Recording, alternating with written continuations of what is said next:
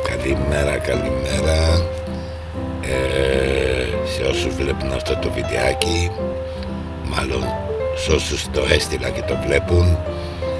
Σήμερα λοιπόν είμαστε 14 Σεπτεμβρίου, βρισκόμαστε στον Πόρο. Πετάξουμε λίγο τον drone, να κάνουμε ένα βιντεάκι να το δουν οι φίλοι μας. Λοιπόν, η ώρα περίπου 6 και κάτι, βλέπουμε ότι αρχίζει να ξημερώνει.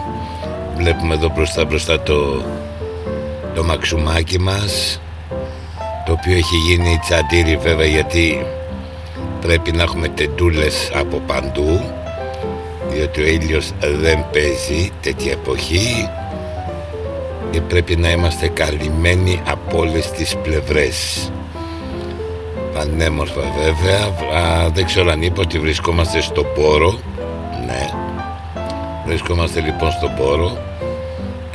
Σήμερα δεν έχει και πολύ κίνηση. Συνήθως στο λιμάνι εδώ δεν πέφτει καρφίτσα, γίνεται ο χαμός. Τέλος πάντων, θα κάνουμε λίγο το βιντεάκι μας, να δείξουμε στους φίλους λίγο τον Πόρο από ψηλά. Και δόξα τω Θεώ, όλα είναι μία χαρά. Λοιπόν, εδώ πέρα βλέπουμε πάλι πρώτο μαξουμάκι.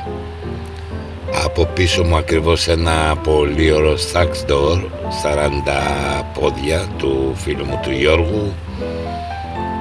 Και εδώ αριστερά το κίτρινο σκαφάκι με τη τεντούλα ο Τάσος. Κάνουμε παρέα. Τα άλλα βέβαια, τα καταμαράνια αυτά, γνωρίζω μερικούς σκίπερ, κάνουμε παρέα, γιατί όλους τους ίδιους και τους ίδιους βλέπουμε. Είμαι περίπου ένα μήνα στο Πόρο και δόξα τω Θεώ όλα μια χαρά. Εννοείται ότι κοιμόμαστε στο σκαφάκι μας και όλα μια χαρά.